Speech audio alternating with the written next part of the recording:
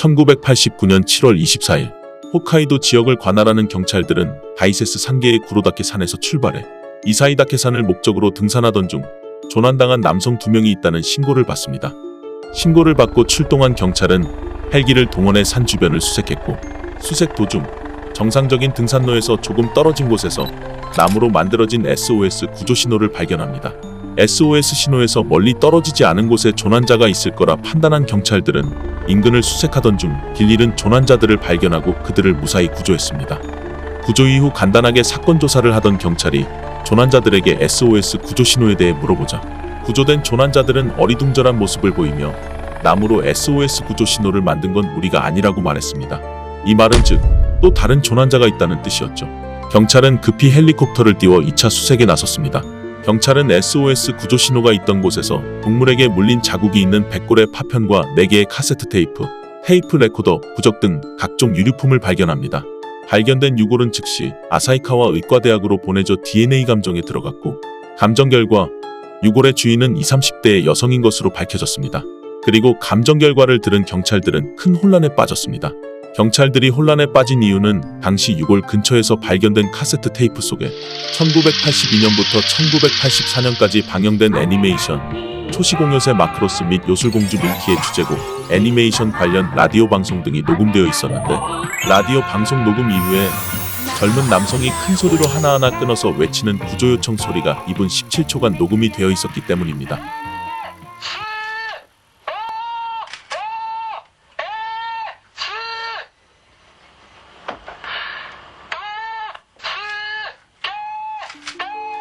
이 녹음 때문에 경찰은 당연히 이 남성의 유골일 거라 생각했으나 감정 결과가 여성의 유골로 나오자 경찰은 또 다른 추가 조난자가 있을 것이라 생각하고 수색을 멈추지 않았습니다.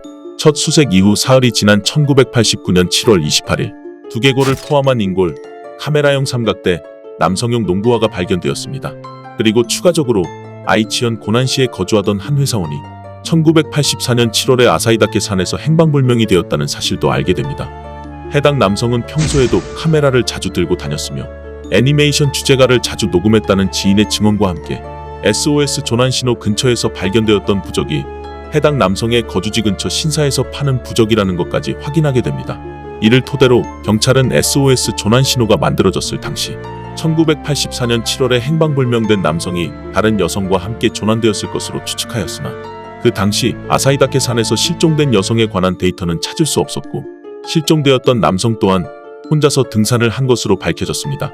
또 지속적인 수색을 했음에도 여성용품으로 추정되는 유류품이 단 하나도 발견되지 않는 등 수사에 엄청난 혼선을 빚게 됩니다.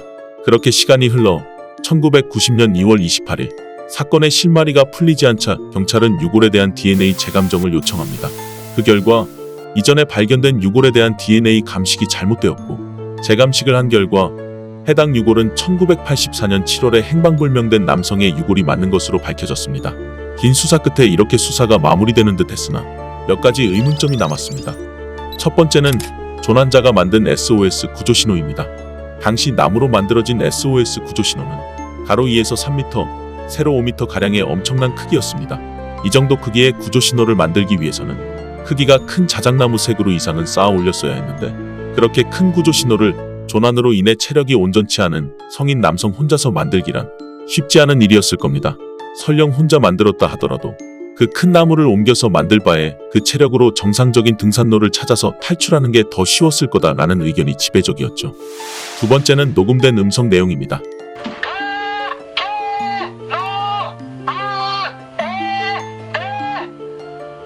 이 내용을 해석하면 SOS 도와달라, 벼랑 위에서 움직일 수가 없다, 도와달라, 장소는 맨 처음 헬기를 봤던 그곳이다, 조리대가 우거져 있어 위로 올라갈 수 없다, 여기서 끌어올려달라. 여기서 주목해야 할 점은 이 부분입니다.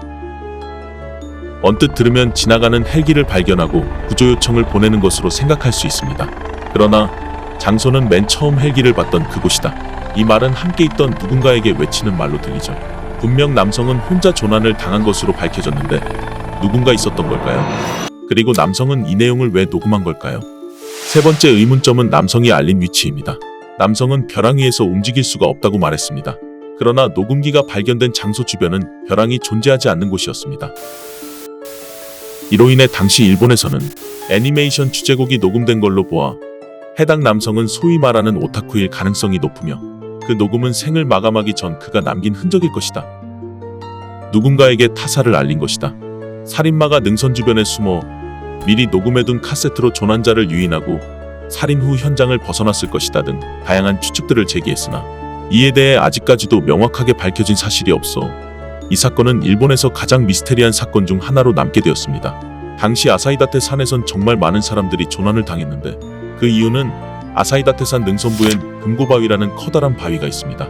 당시 아사히다테산을 등산하던 사람들의 대부분은 해당 금고바위를 이정표로 삼고 하산을 했는데 아사히다테의 산에는 금고바위와 똑같이 생긴 가짜 금고바위가 존재했습니다. 이 가짜 금고바위를 따라 하산을 하다 보면 비스듬하게 놓은 조리대가 빼곡하게 자리 잡은 습지대가 펼쳐지는데요. 이곳을 하산하기에는 쉬우나 잘못된 길이라 판단한 후 다시 위로 올라가려고 하면 그 지형이 매우 험하고 어려워 이러지도 저러지도 못한 채 갇혀버리게 되는 것이죠. 여기서 되돌아가는 것을 포기하고 가짜 바위 쪽을 향해 계속 하산을 하다 보면 일본 전역을 뒤흔든 문제의 그 SOS 조난 지역이 나오는 것입니다. 당시 사건이 알려지고 며칠 뒤 일본 언론사에서는 취재팀을 꾸려 아사히다테산을 등산하였는데 취재팀 모두가 가짜 바위를 진짜 금고바위라 착각하여 똑같이 고립되었다가 구조되었다고 할 정도니 얼마나 많은 사람들이 이곳에서 조난을 당했을지 짐작해 볼 수 있죠. 이번 영상은 여기서 마무리하도록 하겠습니다.